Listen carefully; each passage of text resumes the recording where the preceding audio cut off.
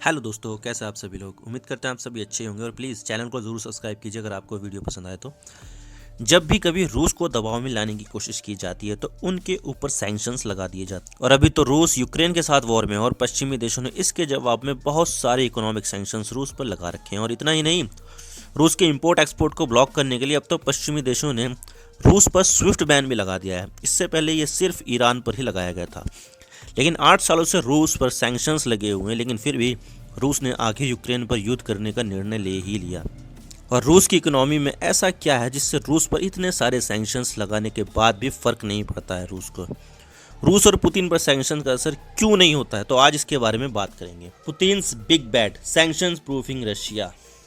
और अगर हम बात करें स्विफ्ट बैन के बारे में, तो रूस को स्विफ्ट से डिस्कनेक्ट कर दिया गया है। मैं आपको बता दूं कि स्विफ्ट पूरी दुनिया के 200 देशों और 11,000 से भी ज़्यादा बैंकों द्वारा इस्तेमाल किया जाता है और भारत भी स्विफ्ट पर हैवीली रिलाई करता है, यानी डिपेंडेंट है। ये अपने आप में कोई बैंक नहीं है, बल्कि बैंकों का व्हाट्सएप है जो हर ट्रांजैक्शन को कंप्लीट करता है। तो स्विफ्ट बैन लगाने का मकसद रूस की अर्थव्यवस्था को बहुत ही तगड़े तरीके से नुकसान पहुँचाना है। लेकिन यहाँ पर रूस स्विफ्ट बैन को लेकर पहले से ही तैयार बैठा है और रूस ने इसका तोड़ भी निकाल लिया है। जब रूस ने क्राइमिया पर कब्जा किया था, यानी 2014 में, रूस को इस बात का एहसास हो गया था कि किसी एक सिस्टम पर हैवीली रिलाय होना ठीक नहीं है।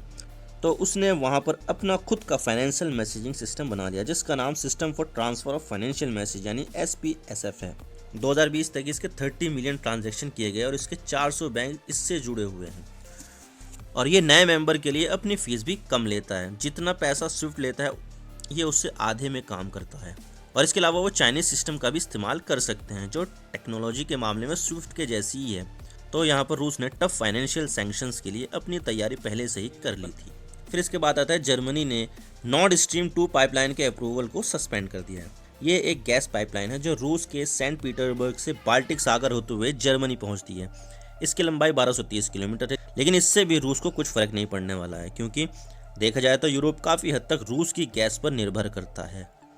आप देख सकते हैं कि नॉर्थ मैसिडोनिया 100% रूसी गैस पर निर्भर है, फिनलैंड 94%, बल्गेरिया 77%, स्लोवाकिया 70% और जर्मनी और इटली यहाँ पर एक मेजर इकोनॉमी है, फ्रांस भी एक मेजर इकोनॉमी है। तो देख सकते हैं जर्मनी 49%, तो इटली 46% रशियन गैस पर डिपेंडेंट है। तो आप देख सकते हैं कि यूरोप किस हद तक रशियन गैस के ऊपर डिपेंडेंट है। अगर ये पाइपलाइन बंद भी हो जाए तो इन देशों को गैस की ज़रूरत तो डेफिनेटली पड़ेगी। और कोविड के बाद इकोनॉमी तेज़ी से ग्रो हो रही है, जिससे गैस और एनर्जी की डिमांड बहुत तेज़ी से बढ़ेगी और यूरोप फिर रूस की तरफ देखेगा, क्योंकि रूस से ही गैस लेना आसान है और सस्ता पड़ता है, क्योंकि रास्ता आसान है ना वहाँ से। तो यहाँ पर यूरोप गैस की ज़रूरतों के लिए रूस पर डिपेंडेंट है और इसी वजह से रूस पर इस सैंक्शंस का असर भी नहीं होगा। और इसका एक कारण और है कि रूस की इकोनॉमी किसी एक चीज़ पर डिपेंड नहीं है। आपने अक्सर देखा होगा कि मिडिल ईस्ट के देशों में वहाँ पर काफ़ी हद तक निर्भरता एक चीज़ पर है, यानी क्रूड ऑयल। लेकिन रूस के मामले में ऐसा नहीं है, चाहे वो एग्रीकल्चर सेक्टर हो, ऑटोमोबाइल हो, IT सेक्टर हो या वेपन मैन्युफैक्चरिंग। इन सभी सेक्टर में रूस की तूती बोलती है, अर्थात मैन्युफैक्चरिंग के मामले में रूस काफ़ी आगे है और दुनिया का सबसे बड़ा गेहूँ का एक्सपोर्टर भी है। आप देख सकते हैं जहाँ पर चाइना काफ़ी ज़्यादा मैन्युफैक्चर करता है वीट को, लेकिन उसका कंजम्पशन ज़्यादा है तो वो एक्सपोर्ट नहीं कर पाता है। तो आप देख सकते हैं ऑरेंज लाइन कितनी डाउन जा रही है। तो वहीं आप यूरोपियन यूनियन को देख सकते हैं, जितना उसका प्रोडक्शन है लगभग उसी के जितना उसका एक्सपोर्ट है।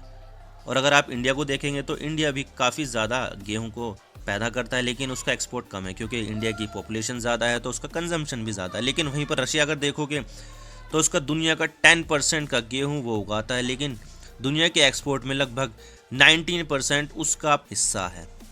और बर्ली के मामले में भी आप देख सकते हैं कि यूरोपियन यूनियन कितना पैदा करता है, लेकिन उससे कम ही एक्सपोर्ट करता है। लेकिन अगर रशिया की बात करें तो रशिया पैदा करता है, लेकिन एक्सपोर्ट के मामले में वो काफ़ी ज़्यादा आगे है। और सनफ्लावर ऑयल जितना रशिया पैदा करता है लगभग उतना ही वो एक्सपोर्ट कर देता है। और यूक्रेन भी इस मामले में सबसे आगे है। तो रूस का एग्रीकल्चर सेक्टर काफ़ी मजबूत है और अगर रूस की एग्रीकल्चर प्रोडक्ट पर सैंक्शंस लगा दिए जाए तो यहाँ पर दुनिया भर में खाने की दिक्कत हो जाएगी। और जैसे कि सनफ्लावर ऑयल में काफ़ी बड़ा पार्टिसिपेंट रशिया है, तो यहाँ पर एडिबल ऑयल की भी दिक्कत पड़ेगी। और यहाँ की ऑटोमोबाइल इंडस्ट्री भी काफ़ी बड़ी है और दुनिया में एक्सपोर्ट के मामले में 13वें नंबर पर आती है। तो इस मामले में सैंक्शंस काम नहीं करेंगे, क्योंकि वो ऑटोमोबाइल सेक्टर में सरप्लस की स्थिति में है। और इसके अलावा रूस IT सेक्टर में भी काफ़ी मजबूत है। टेलीग्राम सॉफ्टवेयर का नाम तो आपने सुना ही होगा, ये सॉफ्टवेयर रशिया के द्वारा ही बनाया गया है। और कास्पर स्काई एंटीवायरस का नाम भी आपने सुना ही होगा, वो भी रशिया के द्वारा ही बनाया गया है। और आप रूसी हैकर्स को तो जानते ही होंगे, बहुत ही खतरनाक होते हैं ये। और डार्क वेब में भी आपको सबसे ज़्यादा यूज़र्स रशिया से ही मिलेंगे। और इसके अलावा आर्म्स एक्सपोर्ट आप देख सकते हैं कि दुनिया का 20% आर्म्स एक्सपोर्ट के लिए रशिया ही कर देता है। यानी सबसे नंबर 1 पर तो अभी यूनाइटेड स्टेट है जो रशिया के डबल है, लेकिन इंडिया काफ़ी ज़्यादा डिपेंडेंट है रशियन आर्म्स पर। और इंडिया अपनी ज़रूरतों का लगभग 60 से 70% रशिया के द्वारा ही पूरा होता है। तो आप देख सकते हैं कितना हैवी एक्सपोर्टर है रशिया। और इसके अलावा वहाँ की साइबर आर्मी भी काफ़ी मजबूत है, दुनिया की चौथे नंबर पर आती है उसकी साइबर आर्मी।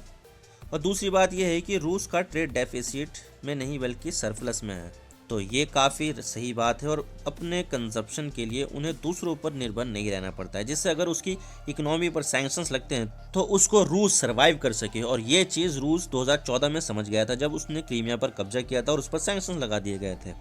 आप देख सकते हैं इसका जो ट्रेड सरप्लस है वो 50 बिलियन के भी क्रॉस जा रहा है 2021 में। और जिस समय रशिया पर सैंक्शंस लगे थे तो उस समय देखिए 25% से भी ज़्यादा इन्फ्लेशन रेट क्रॉस कर गई थी। लेकिन उसके बाद जब रशिया ने अपनी इकोनॉमी को सैंक्शन प्रूफ बनाने के लिए काम किया तो आप देख सकते हैं कि माइनस में चली गई थी ये। 2019 में देख सकते हैं माइनस में गई थी तो बहुत ही अच्छी तरीके से उन्होंने मैनेज किया है। तो सैंक्शंस के दौरान रूस को काफ़ी ज़्यादा नुकसान उठाना पड़ा था, तो रूस ने पश्चिमी देशों पर से अपनी निर्भरता को कम करना शुरू किया। और इसके लिए रूस ने डी-डॉलराइजेशन को अपनाया। और इसके लिए रूस ने अपनी इकोनॉमी को सैंक्शन प्रूफ बनाने का काम भी किया। तो डी-डॉलराइजेशन का मतलब है कि अपनी इकोनॉमी से डॉलर को कम करना। ख़त्म तो नहीं कर सकते ये, लेकिन कम ज़रूर कर सकते हैं ये, जिससे उनकी निर्भरता डॉलर पर ना होकर डाइवर्सिफाई हो जाए उनकी निर्भरता। कि अगर एक करेंसी पर से आपको बैन लगा दिया गया है तो आप अपना काम चलाने के लिए दूसरी करेंसी पर से भी काम चला सकते हो।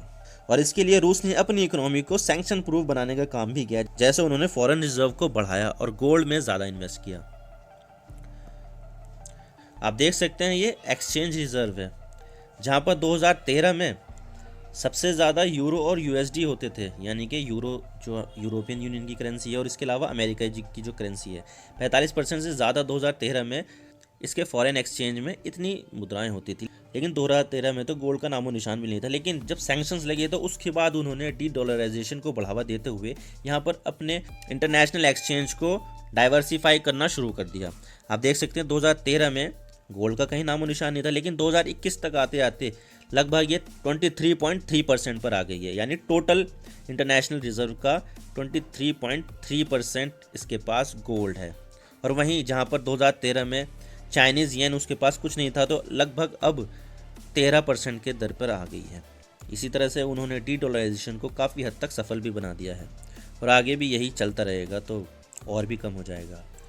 और इसके अलावा रूस की जो फिस्कल पॉलिसी है वो भी काफ़ी हद तक मेंटेन है, और जितना रूस के पास पैसा आ रहा है लगभग उतना ही खर्च करते हैं, और ये आने वाले सालों में भी ऐसे ही रहने की उम्मीद है। और इसका मेंटेन होना एक संकेत है कि चाहे इकोनॉमी ग्रो हो या ना हो, लेकिन इकोनॉमी स्टेबल रहनी चाहिए, और रूस भी ऐसा ही कर रहा है। 2014 से रूस पर सैंक्शंस लगे हुए हैं, लेकिन फिर भी अपनी इकोनॉमी को स्टेबल कर रखा है उसने। तो ये कुछ रीज़न है जिसकी वजह से रूस के ऊपर सैंक्शंस का असर नहीं होता है। आप इनके बारे में क्या सोचते हैं हमें कमेंट सेक्शन में ज़रूर बताइए। वीडियो पसंद आया तो वीडियो को लाइक कीजिए, शेयर कीजिए, चैनल पर नए हो तो चैनल को ज़रूर सब्सक्राइब कीजिए, बेल आइकन दबा दीजिए। मैं मिलता हूँ नेक्स्ट वीडियो में। Thank you for watching. I really appreciate your precious time. God bless you all. Now signing off.